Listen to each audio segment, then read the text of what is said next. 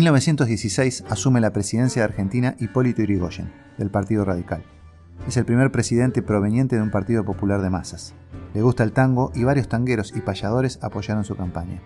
Pero las cosas no van a ser fáciles.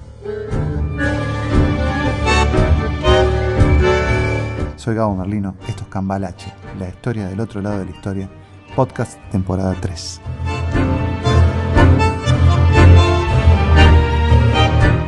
Suscríbete, dale me gusta y todo eso. Con el comienzo de la Guerra Mundial en 1914, el comercio en el planeta se desploma. Caen las exportaciones, cae la inversión y para colmo en Argentina hay 2 años de pésimas cosechas. Ni el clima ayuda. Dame una, papá, dame una. Estamos maldecidos. Estos factores no solo contribuyen a la caída de los gobiernos conservadores, sino que también le complican mucho las cosas al nuevo gobierno. Entre 1917 y 1919 se pasa de 136.000 a 300.000 huelguistas por año. En enero de 1919 sucede, como corolario, la Semana Trágica, que se inicia con un conflicto en el taller Bacena y culmina con cientos de muertos y el primer pogrom contra los judíos en Latinoamérica.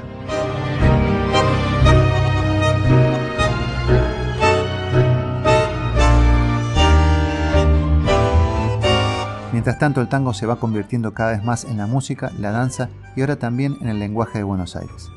Los poetas como Pascual Contursi y el anarquista rosarino José González Castillo continúan escribiéndole letras a músicas ya existentes. En 1920, el escritor Samuel Linig y el pianista Enrique Delfino van aún más allá. Componen un tema con letra y música al mismo tiempo, desde cero. Nace el tango Milonguita, para muchos el primer verdadero tango canción. Muchos de estos tangos son estrenados en obras de teatro, en sainetes y luego llevados al disco por los cantantes especializados en tango, como Gardel y Corsini. El hecho de que existieran más tangos hace que Carlitos grabe menos de otras músicas, como se ve en esta tabla que va desde 1919 hasta 1922. En 1923, Gardel graba Mano a Mano, con letra de Celedonio Flores, y se consagra como cantor de tango. A Ignacio Corsini le pasa lo mismo con Patotero Sentimental, que también grabará Carlitos.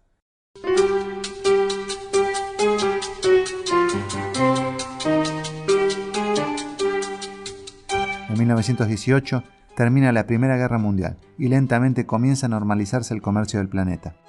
Esto hace que desde 1920 la economía mejore en Argentina y se recupere la paz social. Este fenómeno durará hasta 1929 y en la industria del espectáculo se ve reflejado en hechos como estos. Desde 1919, las discográficas internacionales comienzan a instalar sus fábricas de discos en la Argentina. Ahora no solo se podía grabar en el país, sino también matrizar y distribuir los discos directamente aquí, sin enviarlos a los países de origen de las discográficas, como Estados Unidos o Alemania. En 1920, la discográfica Víctor se lleva a 3 músicos argentinos de tango de primer nivel para Estados Unidos. Les suma músicos de allá y crea la orquesta típica Select, una orquesta de tango propiedad de la discográfica, algo no solo novedoso, sino también que marca la importancia del tango fuera de Argentina. En 1921, la discográfica Columbia la copia. Hace la orquesta típica Columbia. No aparece el nombre de los músicos en esos discos porque eran los mismos que grababan para la Víctor, o sea, Delfino, Roccatagliata y Fresedo. Si se enteraban, se les pudría todo. ¡Sinvergüenzas! Más allá de esto, la evolución musical de la orquesta Select marca un antes y un después en el tango, porque usan los elementos que se vendrían en la década, los marcatos en los acompañamientos,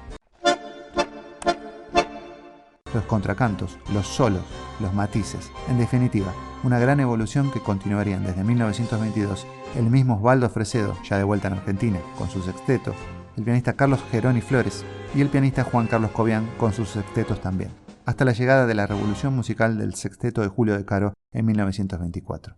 Pero no nos adelantemos. En 1920 se hace en París, Francia, el Campeonato Mundial de Baile de Todos los Ritmos. Lo gana una pareja argentina bailando tangos, Casimiro Aín y Jazmín. Y somos campeones otra vez.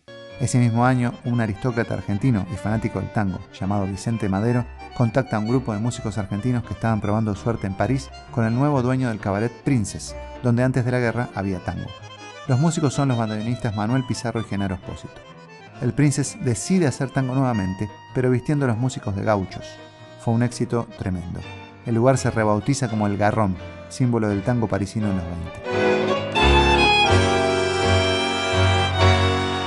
Al otro año se estrena la película muda Los Cuatro Jinetes del Apocalipsis, donde Rodolfo Valentino, un bailarín italiano y sex symbol de la década, baila un tango imaginario.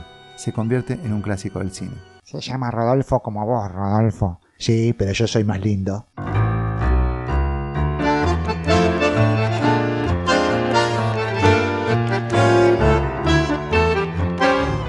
En 1921 nace la Orquesta Paquita, el sexteto de una bandoneonista llamada Paquita Bernardo, que actúa en el centro de Buenos Aires y causa sensación, porque además de su talento, Paquita era mujer, y eso era novedoso en la sociedad machista de la época.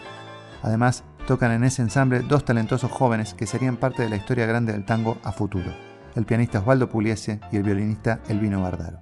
Lamentablemente, Paquita no llega nunca al disco, ya que fallece muy joven de tuberculosis, a los 24 años de edad.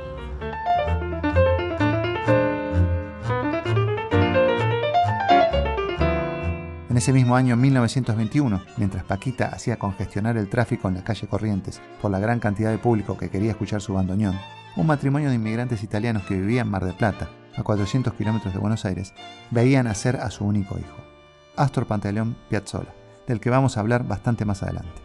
Y en ese mismo año, 1921, otra actividad que se convertiría en una gran industria nos da una satisfacción. Argentina gana su primer sudamericano de fútbol al vencer 1-0 a Uruguay. El goleador del torneo sería el rosarino Julio Libonati, quien en 1925 se convertiría en el primer futbolista americano en ser transferido a Europa con su pase al Torino de Italia. Así es la vida en esos años. Todo lo que se vive parece ser que ocurre por primera vez.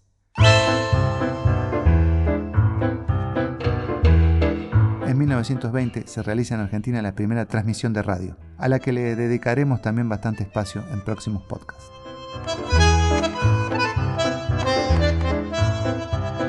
Irigoyen equilibró algunas cosas en los siguientes años de su primer mandato, con algunas leyes laborales favorables hacia los trabajadores, nuevos sistemas jubilatorios, el aumento de los salarios reales y la creación de YPF, la empresa de energía y petróleo del Estado argentino.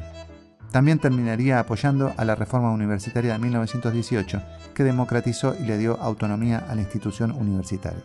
Todo lo que este tipo ve como bueno, yo lo veo como un gasto de dinero. Tienes razón, Rodolfo. Me voy a comprar vidas antes de que cierre el supermercado. Apurate, mujer, dale. Sí, voy volando. Desde que no usamos más electricidad nos cambió la vida. Vivimos muy mal, pero ahorramos mucho. Sin embargo, el final de su primera presidencia se vería teñido por otra tragedia.